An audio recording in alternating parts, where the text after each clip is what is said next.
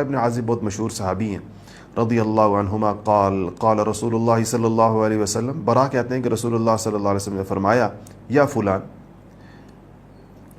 اے شخص، تو یعنی انہی کو کہا، برا کہتے ہیں کہ مجھ سے کہا، اذا اویت الی فراشک، جب تم اپنے بستر پر آؤ تو فقل، تو کہو، اللہم اسلمت نفسی الیک ووجہت وجہی الیک وفوضت امری الیک والجأت ظہری الیک رغبتا ورہبتا الیک لا ملجأ ولا منجأ منک الا الیک آمنت بکتابک الذی انزلت ونبیک الذی ارسلت فإنک ان مت من لیلتک مت علی الفطرہ وَأَصَبْتَ خَيْرًا۔ نبی کریم صلی اللہ علیہ وسلم نے فرمایا کہ اگر یہ دعا پڑھنے کے بعد اس رات میں تمہارا انتقال ہو جاتا ہے تو تیرا فوت ہونا فطرت پر ہوگا، یعنی اسلام پر ہوگا، اور تو بھلائی کو پہنچا، یعنی تجھے بھلائی مل گئی۔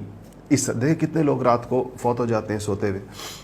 ابھی چند دن پہلے کی بات ہے، ہمارے ایک دوست ہیں، تو جب بھی وہ آتے تھے ان کے ساتھ ایک ان کے ڈرائیور تھے، عالم ہیں، اور ان کے ڈرائیور ان کے ساتھ ہوتے تھے، تو وہ سالہ سال سے ان کو دیکھ رہے تھے، ٹھیک ٹھاک آدمی، عمر بھی کوئی زیادہ نہیں، 50 سال کے لگ بھگ شاید عمر ہوگی۔ تو اس دن کل پرسوں انہوں نے کہا کہ ان کا انتقال ہو گیا، تو میں بالکل حیران رہ گیا۔ میرے کو تو بالکل ٹھیک ٹھاک چند دن پہلے ان کو دیکھا تھا، ان کا بالکل ویسے ہی سرخ و سفید، بڑے بالکل صحت مند، اور کہا کہ وہ رات کو سوئے اور صبح نہیں اٹھے۔ اور میں بہت واقعی مجھے اس پر، یعنی بعض اوقات انسان کو تعجب اس پر ہوتا ہے کہ کوئی علامت موت کی، کوئی درد، کسی قسم کی تکلیف، کوئی دل کا معمولی سا مسئلہ، کوئی اور انسان کے جسم میں مختلف چیزوں کی کوئی اونچ نیچ جو ہوتی ہے جس کا انسان کو معمولی سا ہی پتہ چلتا ہے، کسی قسم کی ایسی کوئی بات نہیں تھی۔ اور رات کو اطمینان سے سوئے اور رات کو ہلے بھی نہیں اپنی جگہ سے، اور ان کا انتقال ہو گیا۔ تو انسان بہت دفعہ رات کو ایسے ہوتا ہے، انسان کو نہیں پتا ہوتا اس کی زندگی کی آخری رات ہے۔ یہ حدیث شریف متفق علیہ روایت ہے، یعنی بخاری شریف میں بھی اور مسلم شریف میں بھی۔ یہ حدیث شریف کی مضبوط ترین قسم سمجھی جاتی ہے، بہت ہی مستند ترین قسم سمجھی جاتی ہے، جس کو جو بخاری میں بھی ہو اور مسلم میں بھی، اس کو متفق علیہ کہتے ہیں۔ ایسی روایات کے لیے جو نام محدثین نے تجویز کیا ہے وہ متفق علیہ، تو یہ متفق علیہ ہے۔ اور اس میں ایک اور اضافہ بھی ہے، اسی حدیث سے منسلک کر لیں اس کو، کیونکہ وہ بھی براء ابن عازب ہی کی روایت ہے، تو پوری بات ایسے لگتی ہے کہ وہ فرماتے ہیں کہ قال علی رسول اللہ صلی اللہ علیہ وسلم، کہ حضور نے فرمایا کہ اذا اتیت مضجعک، جب تم اپنے بستر پر آؤ، یہ سونے کا طریقہ بتایا جا رہا ہے۔ آج اس کو آپ سن لیجیے اور اس کو اپنی زندگی کا معمول بنانے کی نیت کر لیں کہ آئندہ ہر رات ہم اسی طرح سویا کریں گے۔ کہا کہ فتوضا، وضو کرو، سونے سے پہلے وضو کرو۔ کون سا وضو؟ اکل الصلاۃ، جیسے تو نماز کے لیے وضو کرتے ہیں، نماز والا وضو کرو۔ ثم استجع، پھر تم سو علی شقک الایمن، پھر اپنی دائیں کروٹ پر سو۔ مطلب یہ کہ آپ آغاز دائیں کروٹ سے کریں۔ ظاہر بات ہے بہت سے لوگوں کے سونے میں ان کو پتہ نہیں چلتا، کروٹیں بدل جاتی ہیں، رات بھر انسان، مختلف لوگوں کی مختلف عادت ہوتی ہے، تو کچھ لوگ تو بہت ہلتے جلتے دائیں بائیں ہوتے ہیں، لیکن آغاز اپنے جب سونے کی نیت کر لی تو وضو کیا، وضو کرنے کے بعد اپنی دائیں کروٹ کے اوپر انسان لیٹ گیا، اپنا سر، اپنا یہ والا ہاتھ، سیدھا ہاتھ اپنے سر کے نیچے رکھیں۔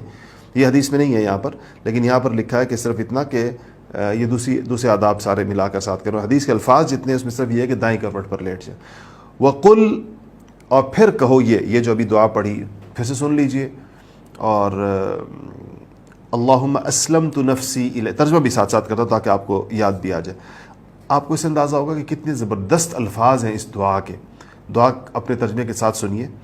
اور اللہم اسلمت نفسی الیک، اے اللہ میں اپنا آپ تیرے سپرد کرتا ہوں، میں نے سپرد کر دیا تیرے، اپنا آپ میں نے آپ کے سپرد کر دیا۔ ووجہت وجہی الیک، یا اللہ میں نے چہرہ آپ کی طرف کر دیا، اپنی تمام توجہ آپ کی طرف کر دی، اپنی تمام رخ آپ کی طرف کر دیا۔ وفوضت امری الیک، میں نے سارے معاملات بھی آپ کے حوالے کر دیے۔ کتنی بڑی بات ہے کہ مطلب یہ اگر میں اس رات میں چلا جاؤں تو میرے معاملے آپ کے حوالے، میری اولاد آپ کے حوالے، میرے خاندان آپ کے حوالے، میرے معاملات آپ کے حوالے۔ وَأَلْجَأْتُ ظَهْرِي إِلَيْكَ، اور یا اللہ میں نے اپنی پیٹھ کو آپ کی طرف جھکا دیا، مطلب میں آپ کا مطیع ہوں، سرنڈر کر رہا ہوں۔ رغبتاً ورہبتاً الیک، یا اللہ تیری رحمتوں کی رغبت، تیری رحمتوں اور تیری شفقتوں کی طرف رغبت کرتے ہوئے، وہ رہبتاً الیک، اور یا اللہ تیرے عذاب سے ڈرتے ہوئے۔ حدیث شریف میں آتا ہے نا کہ ایمان جو ہے وہ خوف و رجا کے درمیان ہے۔ خوف کہتے ہیں ڈرنا اللہ پاک سے، رجا کہتے ہیں امید۔ امید اور خوف دونوں ایمان کے اجزاء ہیں۔ امید کس چیز کی؟ اللہ کی رحمانیت، رحیمیت، غفوریت، اللہ تعالیٰ کا انسان کے ساتھ معاملات، اللہ پاک کی انسان پہ شفقتیں، محبتیں، اللہ تعالیٰ کا انسان پہ احسانات، یہ امیدیں ہیں ساری۔ عذاب کی اور خوف کس چیز کا؟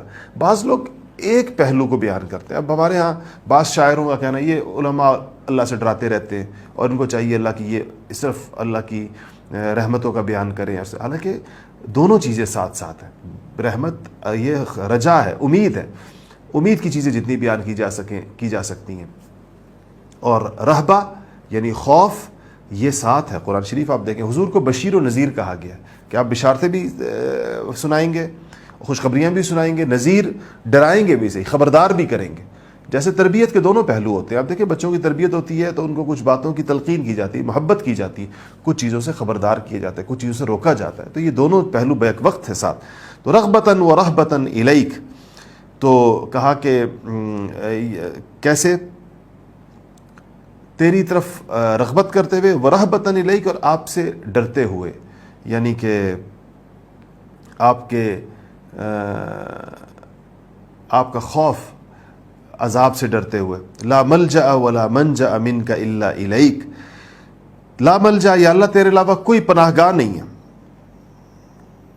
ولا منجأ اور یا اللہ کوئی نجات کی جگہ نہیں ہے، الا الیک آپ کے علاوہ۔